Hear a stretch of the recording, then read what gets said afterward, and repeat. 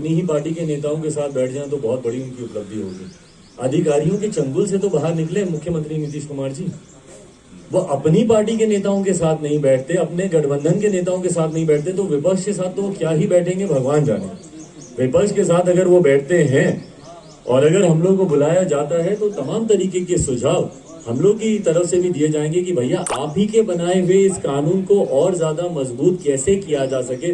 भाई सकारात्मक विपक्ष की भूमिका हम लोग निभाने के लिए तैयार हैं, पर कम से कम पहल भी तो हो मुख्यमंत्री नीतीश कुमार जी के द्वारा। आप भैया बंद कमरे में 4 अधिकारियों से ही मंत्रणा करके सरकार चलाते रहेंगे तो ऐसे में ना विपक्ष की बात आप सुनेंगे ना अपने गठबंधन के साथियों की बात आप सुनेंगे। प्रस्ताव आया है कि ये दोनों राज्य, क्योंकि ये स्वतंत्रता पूरी तरीके से लोक जनशक्ति पार्टी रामविलास की राज्य इकाई के पास है कि जिन जिन राज्यों में वो लोग चुनाव लड़ना चाहते हैं, तो इन दोनों राज्यों ने सहमति दिखाई है कि वहां पर ये चुनाव लड़ना चाहते हैं। तो उत्तर प्रदेश में और पंजाब में ये 2 राज्य ऐसे हैं जहां पे लोक जनशक्ति पार्टी चुनाव लड़ेगी। बाकी के राज्यों के बारे में भी जल्द फैसला। आप बस 1 सेकंड का समय और देते, मैं आपके इस पूरक प्रश्न पर आ ही रहा था, इसका जवाब आपके पूछने से पहले ही मैं दे रहा था। गठबंधन में चुनाव होगा कि नहीं होगा इसके ऊपर अभी चर्चा चल रही है, खासतौर पर उत्तर प्रदेश में। कई ऐसे क्षेत्रीय राजनीतिक दल हैं जिनके साथ बातचीत चल रही है। संभवतः अगर वो हमारी शर्तों पर, अगर वो गठबंधन होता है और हमारी शर्तों पर, मैं पुनः दोहराऊंगा 2020 में भी गठबंधन इसीलिए टूटा क्योंकि बिहार फर्स्ट, बिहारी फर्स्ट को कहीं पर मान्यता नहीं दी जा रही थी। तो अगर मेरे इश्यूज, मेरे एजेंडे, मेरे मुद्दों को ही अगर सम्मान नहीं दिया जाएगा तो मेरा आपसे गठबंधन सिर्फ सीटों के तालमेल के लिए करना कोई मायने नहीं रखता। तो अगर हमारे एजेंडेस को अगर वहां पे प्राथमिकता दी जाती है तो ये गठबंधन होगा, नहीं तो लोक जनशक्ति पार्टी, खासतौर पर उत्तर प्रदेश की मैं बात करूंगा, 403 सीटों पर भी अकेले चुनाव लड़ने के लिए पूरी तरीके से हम लोग तैयार हैं। क्षेत्रीय पार्टी से क्यों, राष्ट्रीय पार्टी से क्यों नहीं तालमेल बैठाने की कोशिश हो रही है? भाई फिलहाल क्षेत्रीय जिनसे मेरी बातचीत चल रही है मैं उन्हीं के बारे में आपके सामने अभी जवाब रख सकता हूँ। राष्ट्रीय पार्टी के साथ अभी कहीं पे कोई चर्चा ऐसी चल नहीं रही है, तो इसलिए उसके बारे में कहना। उत्तर प्रदेश चुनाव में आपका एजेंडा क्या होगा? देखिए वहां पर भी बिहार फर्स्ट, बिहारी फर्स्ट की तर्ज पर ही, क्योंकि बिहार और उत्तर प्रदेश के ही लोग हैं जिनका सबसे ज्यादा पलायन होता है। और पिछले 5 साल में जिस तरीके से भारतीय जनता पार्टी की सरकार वहां पर रही, उसके बावजूद अभी भी कई ऐसे कार्य हैं जो कि वहां पर धरातल पर उस क्षेत्र के, उस प्रदेश के विकास के लिए होने बाकी हैं। उसी को हम लोग अपने मैनिफेस्टो में, जो उत्तर प्रदेश के लिए हम लोग विजन डॉक्यूमेंट तैयार कर रहे हैं, उसी को हम लोग अंकित वहां पर कर रहे हैं। जो बिंदु बाकी हैं वहां पर विकास के क्षेत्र से जुड़े हुए, उनको हम लोग अंकित कर रहे हैं, भले वो शिक्षा के क्षेत्र में हो, रोजगार के क्षेत्र में हो, या स्वास्थ्य के क्षेत्र में हो, या किसानों से जुड़े हुए हो। तो इन तमाम बातों को हम लोग अंकित कर रहे हैं और यही एजेंडा होगा। कई जिन्ना के समर्थक मुझे एकदम से देखने को मिल गए और मुझे तो ये तक भी पता चला कि भैया जेडीयू की ऑफिशियल लाइन भी यही है। जेडीयू के एमएलसी का कहना है। हाँ, उनके एमएलसी के माध्यम से ही मुझे पता चला कि ये उनकी ही लाइन नहीं, कि जेडीयू की ऑफिशियल लाइन ये है कि भैया वो मान रहे हैं कि जिन्ना ने देश के लिए बहुत बढ़िया काम किया। ये क्या, जैसा मैंने कहा कि बिना इन चीजों में भटके हुए, बिना जिन्ना में गए हुए, बिना हिंदुत्व में गए हुए, भैया हम लोग के मुद्दे खत्म हो गए हैं क्या? हर किसी को रोजगार मिल गया, 19 लाख रोजगार आ गया क्या? कि आज हम लोग जिन्ना पे बात करें, आज हम लोग हिंदुत्व पे बात करें? जो अभ्यर्थी हैं उनकी भर्ती हो गई क्या? जो छात्र सड़क पर घूम रहे हैं उनकी समस्या हल हो गई क्या? जिन शिक्षकों पे लाठी चल रही है उनकी समस्या हल हो गई क्या? कि आज हम लोग जिन्ना और हिंदुत्व पे हम लोग चर्चा कर रहे हैं? यही नैरेटिव है भैया जो बार बार हम लोग को भटकाने के लिए इस्तेमाल किया जाता है। मुख्यमंत्री नीतीश कुमार इन्हीं भाषणों से चुनाव लड़ते हैं। उनके भाषणों में कभी रोजगार, स्वास्थ्य, शिक्षा, किसान, ये मुद्दे आपको सुनाई नहीं देंगे। आज जो किसान हमारे इतने समय से सड़क पर बैठे हुए, उनका समस्या हल हो गई कि आज हम लोग हिंदुत्व जिन्ना पे बात करें। तो नैरेटिव से भटकने मैं नहीं भटकूंगा, कम से कम मैं इतना जरूर कह रहा हूँ। ये प्रोपेगेंडा क्या लगता है, जेडीयू की तरफ से क्या क्या है या एनडीए की तरफ से? राज्यों में चुनाव लड़ रही है भाई हम लोग उत्तर प्रदेश और पंजाब, इन 2 राज्यों से हमारी राज्य इकाई की तरफ। भाई देखिए, मैं ना ये हिंदुत्व की बहस में जाऊंगा, ना मैं इस तरीके की मैं किसी बहस में नहीं जाऊंगा, और इस बहस में किसी को जाना भी नहीं चाहिए। मैं आप तमाम मीडिया के साथियों से भी आग्रह करूंगा, ये कहीं ना दाने फेंके जाते हैं हम लोग को अपने जाल में फंसाने के। जैसे मेरे सामने बार बार दाने फेंके जाते हैं कि भैया आप भाजपा के ऊपर कमेंट क्यों नहीं करते। मैं क्यों भाजपा पे कमेंट करूं भैया? मुख्यमंत्री नीतीश कुमार यहाँ पे आज सरकार चला रहे हैं। ये नैरेटिव को भटकाने की बात होती है और ये निरंतरता में किया जाता है। भैया ये साध्वी प्रज्ञा आज ही इस तरीके का बयान देंगी, उनको अजान से अभी उनको दिक्कत होने लगती है भैया जब चुनाव सर पर होता है। मेरी समझ के परे ये तमाम बातें। अच्छा चिराग ये इस तरीके के बयान सिर्फ उस वक्त क्यों आते हैं जब चुनाव सर पर होते हैं। आज उत्तर प्रदेश में चुनाव है तो इस तरीके की बातें सामने आने लगती हैं, जबकि मेरा मानना यह है, मैं 21वीं सदी का पढ़ा लिखा लड़का हूं भैया, ना हिंदुत्व से, ना जात पात से, ना धर्म मजहब से, हम लोग का ध्यान केंद्रित सिर्फ और सिर्फ विकास के कार्यों पर होना चाहिए। और ये भटकाने के लिए ये नैरेटिव्स फेंके जाते हैं, तो इसमें ना मैं उलझने वाला हूं, ना मैं चाहूंगा कि कोई और इसमें। आजादी मिलने का आपका तात्पर्य क्या है? बट बहरहाल मैं अपनी पार्टी की तरफ से इस बयान की निंदा करता हूं और मैं चाहता हूं कि इस बयान को गंभीरता से लेकर इस पे कार्रवाई। भाई देखिए, बोलने की आजादी का मतलब कतई ये नहीं है कि आप देश विरोधी ताकतों की आप आवाज बन जाए। एक बड़ा तबका है समाज में ऐसा जो कि देश विरोधी ताकतों को बल देना चाहता है।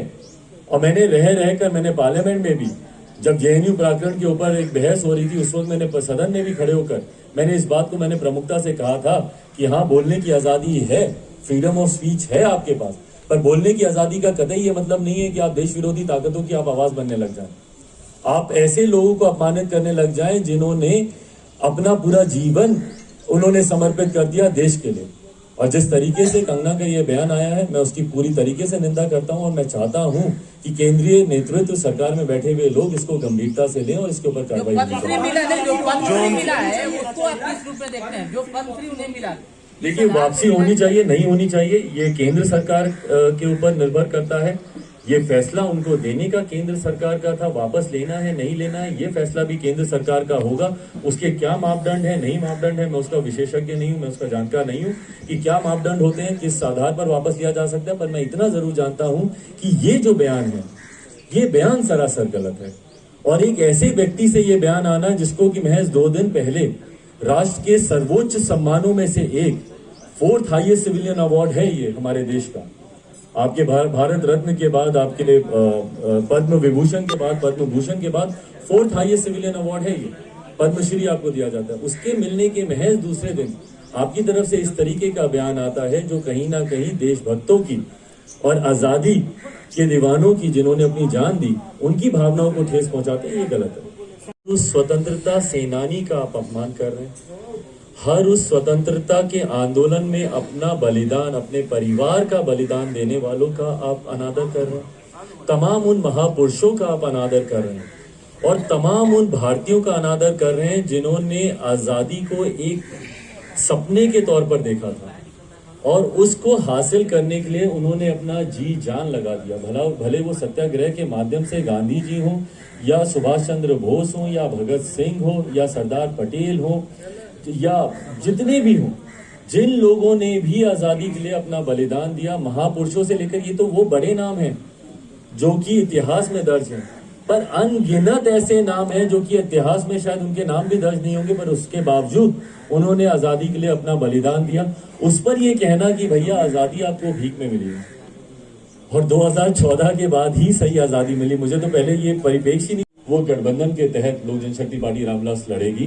अब वो गठबंधन का स्वरूप क्या होगा नहीं होगा ये समय आने पर ही, और ये एक जनरल प्रैक्टिस भी रही है। इससे पहले कि आप लोग ये सवाल पूछे कि किसके साथ मैं जाऊंगा, ये एक जनरल प्रैक्टिस रहती है कि चुनाव से ठीक पहले ही अलायंसेस अनाउंस किए जाते हैं। चिराग जी, एक सवाल ये है कि एक खबर आई कि मणिपुर में आपकी पार्टी के एकमात्र विधायक थे, वो बीजेपी में चले गए या फिर बीजेपी उनको अपनी पार्टी। एक तो इसको नुकसान मानते हैं कि नहीं मानते हैं, दूसरा कि बीजेपी की तरफ से किया गया नुकसान मानते हैं कि नहीं मानते हैं? देखिए, जिस विधायक का आप जिक्र कर रहे हैं वो लंबे समय से पार्टी के साथ भी निष्क्रिय वो रहे थे और चुनाव का समय है, चुनाव के समय इस तरीके की अदला बदली आम रहती है।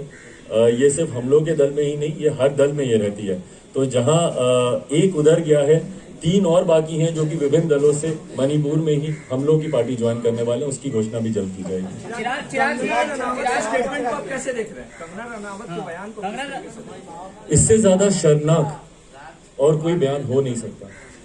आजादी भीख में मिली, मतलब आपकी जहन में भी ये सोच कैसे आ। शब्द का इस्तेमाल इसलिए कर रहा हूं क्योंकि मैं ये भी मान के चलता हूं कि संभावना है कि बिहार में मध्यावधि चुनाव होंगे। उसका भी अगर आप कारण चाहेंगे तो मैं आपको उसका भी कारण बता दूंगा कि क्यों मध्यावधि चुनाव होंगे। बट बहरहाल अगर बिहार में मध्यावधि चुनाव होते हैं या अगर सही समय पर भी चुनाव होते हैं, उसमें जब तक चुनाव की घोषणा नहीं होती तब तक लोक जनशक्ति पार्टी अकेले जिस तरीके से हम लोग अपने संगठन के विस्तार में अपने संगठन को मजबूत करने के कार्य पे लगे हुए हैं, इसी तरीके से हम लोग कार्य पे हम लोग लगे रहेंगे। अभी तमाम हमारे प्रकोष्ठों के अध्यक्षों का दौरा विभिन्न जिलों में लगेगा, तमाम पार्टी के वरिष्ठ नेता हैं उनके कार्यक्रम विभिन्न जिलों में लगेंगे, सिर्फ और सिर्फ संगठन को मद्देनजर रखते हुए। मेरी अभी कुछ यात्राएं बाकी हैं, आशीर्वाद यात्रा के कुछ जिले छूटे हुए हैं, उसको पूरा करने के बाद हम लोग पद यात्रा पर हम लोग निकलेंगे। उसके बाद रात्रि प्रवास का कार्यक्रम हम लोगों ने शुरू किया है। बिहार के लगभग 250-300 गांव हम लोग ऐसे चिन्हित करेंगे जहां पर जाकर रात्रि प्रवास हम लोग का वहीं पर होगा, वहीं पर हम लोग रुकेंगे, वहीं पर रहना, खाना, सोना, उठना, वहीं पे ग्रामीणों से बातचीत करना, ताकि सही में समझ में आए कि भैया ग्रामीण, देखिए बिहार गांव में बसता है, तो जब तक आप गांव में नहीं जाएंगे आपको समस्या नहीं समझ में आएगी। मुख्यमंत्री नीतीश कुमार बोलते हैं भैया हमने नली गली बना दी, नल जल बना दिया। जब आप गांव में जाते हैं तब आपको पता चलता है कि नली गली के नाम पर कितना बड़ा छल हुआ है आपके साथ, नल जल योजना के नाम पर कितना बड़ा घोटाला हुआ है, ये गांव में जाकर समझ में आता है। तो खैर हम लोग का कार्यक्रम में उसके बाद ये भी है कि रात्रि प्रवास हम लोग विभिन्न गांव में करेंगे। तो जब तक चुनाव की घोषणा नहीं होती, हाँ इस बात को जरूर मैं स्पष्ट कर दूं कि अगला जो भी चुनाव होगा, लोक जनशक्ति पार्टी रामविलास उसको गठबंधन के तहत उस चुनाव को लड़ेगी। पिछले जो 2 उपचुनाव हुए 2020 की ही तर्ज पर हम लोगों ने वो दोनों उपचुनाव अकेले लड़े। मुझे खुशी है और मैं धन्यवाद दूंगा कुशेश्वर स्थान की जनता का, तारापुर की जनता का, कि महज 10 दिन पुरानी पार्टी जिसका सिंबल नया, जिसका नाम नया, उसको आपने तीसरे नंबर की शक्ति के तौर पर आपने उसको मान्यता दी। एक राष्ट्रीय पार्टी से ज्यादा मत लोक जनशक्ति पार्टी रामविलास को मिले, उसके लिए मैं धन्यवाद दूंगा।